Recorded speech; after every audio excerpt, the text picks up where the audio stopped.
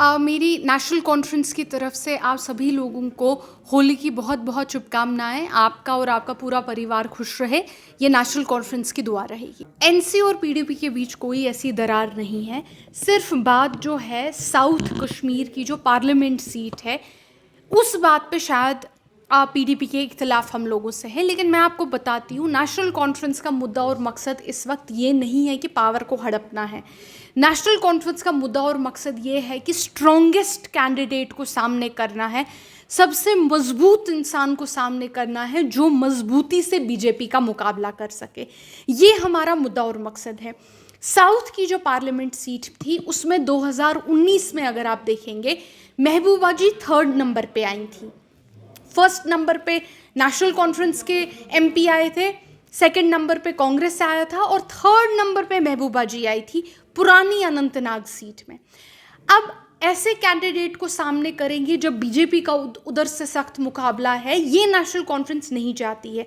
अब लोगों ने उनको 3rd नंबर पे क्यों लाया, ये नेशनल कॉन्फ्रेंस की गलती तो नहीं है। दूसरी बात, अब वो रही 2019 की बात।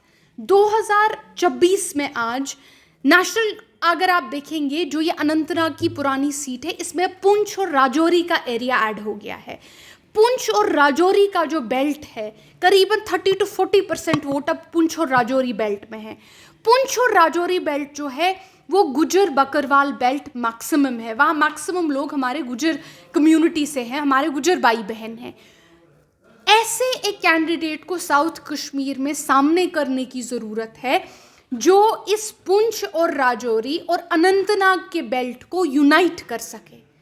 अगर हम ऐसा कैंडिडेट पीएचडी की तरफ से, इंडिया अलायंस की तरफ से लाएंगे जो पुराने अनंतनाग को भी मंजूर नहीं था और उसके बाद अब ना अनंतनाग को मंजूर है ना पीर पंजाल वाले एरियाज को मंजूर है, तो कहीं ना कहीं आप बीजेपी के लिए एक रेड कारपेट बिछा देंगे।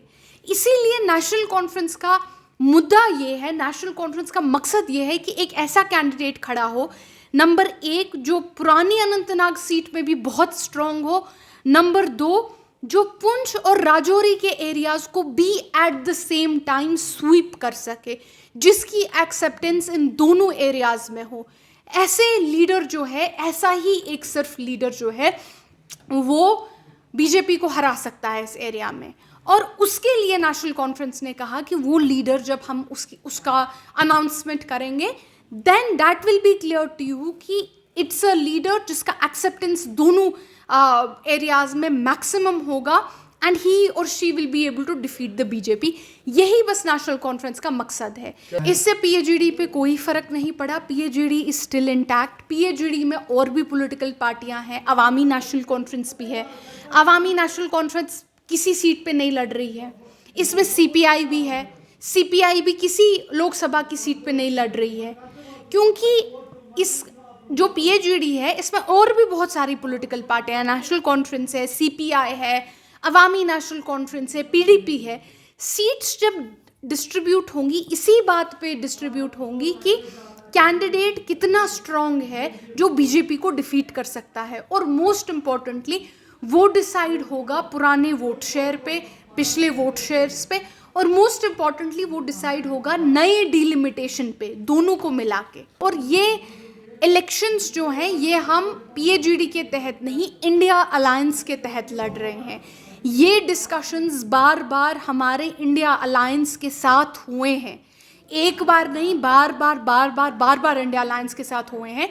और इंडिया अलायंस में तो महबूबा जी भी पार्ट हैं उस अलायंस का, तो बिल्कुल उन्हें पता है। गुलाम नबी आज़ाद साहब जो आज सरकारी बंगलों में रह रहे हैं दिल्ली में, जहाँ सिर्फ 2 ही लोग और सरकारी बंगलों में रहते हैं, एक तो मुरली मनोहर जोशी रहते हैं और एलके अडवाणी रहते हैं।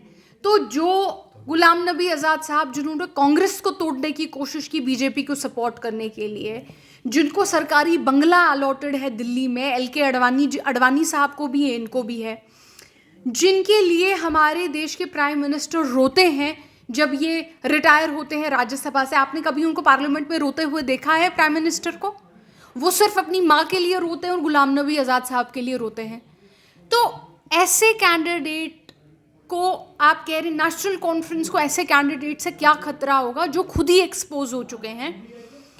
I don't think there is, जो ये बी टीम्स का अलायंस बन रहा है, 20 सीट ABC टीम्स का अलायंस बन रहा है, ये तो ऑलरेडी एक्सपोज हो गए और ये अलायंस बनाने से तो और भी एक्सपोज हो जाएंगे। ये तो सबको पता है ये किसकी जानब काम कर रहे हैं, कौन पीछे से है, कहाँ से आशीर्वाद दिल्ली का है, बीजेपी का है और BC टीम बने हुए हैं। तो इनका एक प्लेटफॉर्म पे आना तो ये तो हमारे लिए कोई नई बात नहीं है। This is something we had seen, हम पहले दिन से बोल रहे हैं और देख रहे हैं इस चीज़ को। देखिए, national conference the reality is Jammu और कश्मीर पे, स्पेशली जो कश्मीर की 3 सीटें होंगी और पीर पंजाल की 3 सीटें होंगी, ये नेशनल कॉन्फ्रेंस वर्सेस बीजेपी है। आप कोई भी इलेक्शन का डेटा, चाहे करगिल के इंतखाबात का डेटा उठा के देख लीजिए, चाहे आप उससे पहले DDC का डेटा उठा के देख लीजिए, it's national conference versus the BJP. हमारे कैंडिडेट्स का लिस्ट इंशाल्लाह सामने आएगा। क्या उमर अब्दुल्ला साहब हमारे कैंडिडेट होंगे, मुझे नहीं पता। ये जो ही पार्टी ऑफिशियली डिक्लेयर करेगी उस दिन हमें पता चलेगा। लेकिन हाँ, बहसियती एक पार्टी वर्कर, बहसियती एक इंसान, एक पार्टी सिंपथाइज़र, ये मेरा पर्सनल ओपिनियन है कि मुझे नहीं लगता कि उमर अब्दुल्ला साहब से बेहतर तर्जुमानी, जिस बेबाकी से वो बोलते हैं, जिस बेबाकी से वो अपनी बात रखते हैं, मैं नहीं मानती कि उमर अब्दुल्ला साहब से बेहतर तर्जुमानी जम्मू और कश्मीर के हकूक़ की पार्लियामेंट में कोई कर पाएगा। इंशाल्लाह ज़रूर लिस्ट हमारी ईद के बाद सामने आएगी।